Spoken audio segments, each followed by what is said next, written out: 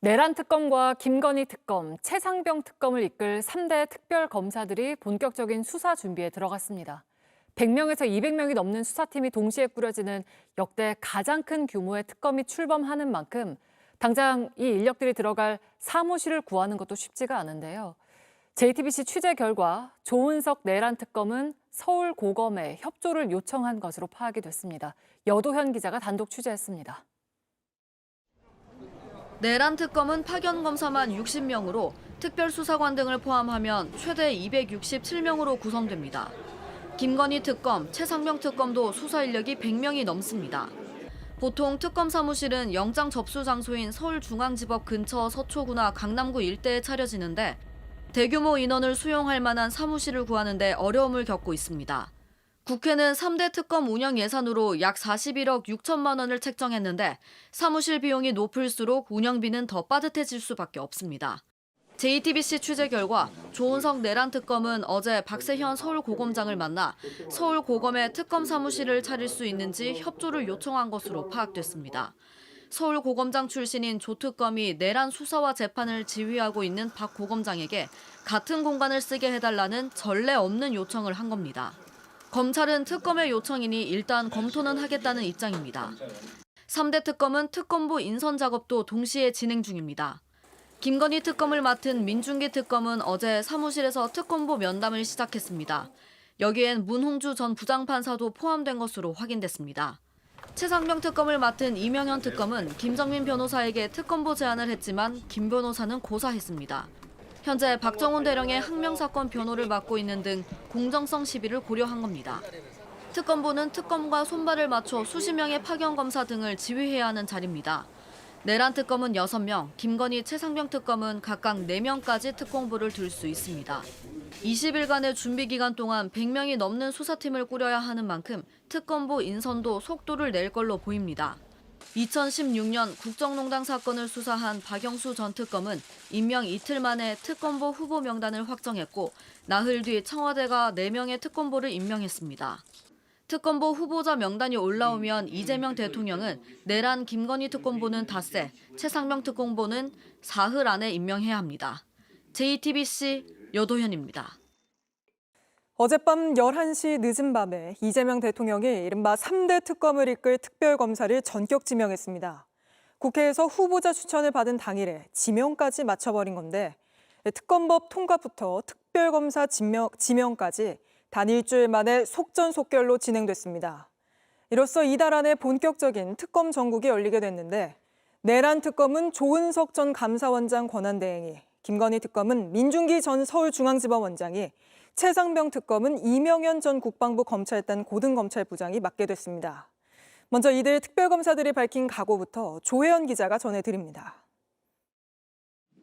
이재명 대통령은 어젯밤 11시 9분에 3대 특검의 특별검사를 지명했습니다. 민주당과 조국혁신당이 각각 특검 후보자들을 추천한 지 약 8시간 만입니다. 지난 5일 국회에서 특검법이 통과된 뒤 꼭 일주일 만에 특검 지명까지 속전속결로 진행된 겁니다. 이 대통령은 내란 특검으로는 민주당이 추천한 조은석 전 감사원장 권한대행을 지명했습니다. 김건희 특검에는 역시 민주당이 추천한 민중기 전 서울중앙지법원장을, 그리고 최상병 특검에는 조국혁신당이 추천한 이명현 전 국방부 검찰단 고등검찰부장을 지명했습니다. 각 특검은 수사를 맡은 사건의 성격에 맞춰 임명 소감을 밝혔습니다. 조은석 내란 특검은 사초를 쓰는 자세로 세심하게 살펴가며 오로지 수사 논리에 따라 직을 수행하겠다고 말했습니다. 12.3 내란 사태가 헌정사에 기록될 중요한 사건이란 것을 염두에 둔 겁니다. 김건희 여사 수사를 맡은 민중기 특검은 객관성을 강조했습니다. 이 사건이 사회적으로 논란이 많이 된 것으로 알고 있습니다. 그런 만큼 객관적으로 좀 사건을 바라봐야 되지 않을까 싶습니다. 수사를 하면서 불필요한 정치적 논란에 휘말리지 않겠다는 뜻으로 풀이됩니다. 이명현 특검은 최상병의 억울한 죽음을 언급했습니다. 이 억울한 죽음에 대해서 진실을 명백하게 밝히도록 하겠습니다. 누가 진실을 갖다가 은폐하는지는 다 나와 있는 거니까 그 부분만 밝히면 되는 거 아닙니까? 그러면서 대통령실과 국가안보실, 국방부까지 통화 내역이 나왔는데도 부인하고 있다고 말했습니다. 군검찰도 수사 대상이란 점도 분명히 했습니다.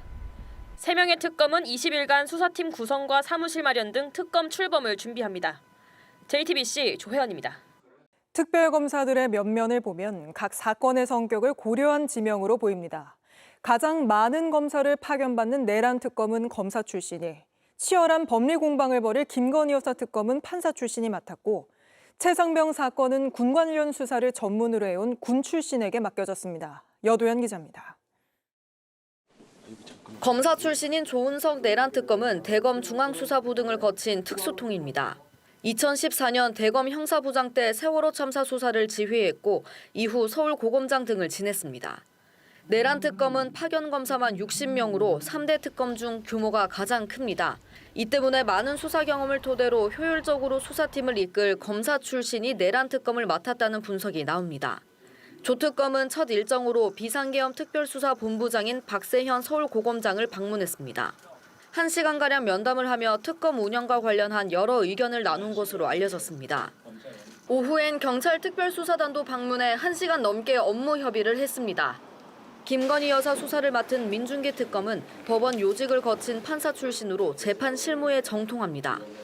문재인 정부 사법농단 사건 당시 2차 진상조사위원장을 맡아 법관 PC 조사를 이끌어내기도 했습니다.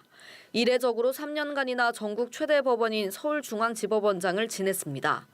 김 여사 특검법의 수사 대상만 16개인데다 사실관계를 놓고 정치자금법과 뇌물, 공직선거법, 업무방해 등 다양한 법리 적용을 검토해야 합니다.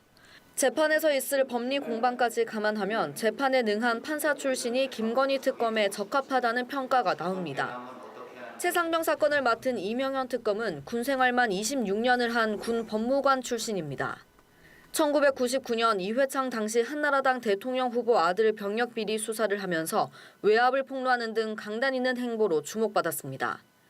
군 지휘 체계를 명확히 파악하고 있고 군 관련 수사에 전문성이 있는 만큼 최상병 사건 수사에 적임자란 평가를 받습니다. 사건의 성격에 따라 검사, 판사, 군 출신으로 꾸려진 3대 특검은 다음 달 초부터 본격적인 수사를 나설 예정입니다. JTBC 여도현입니다.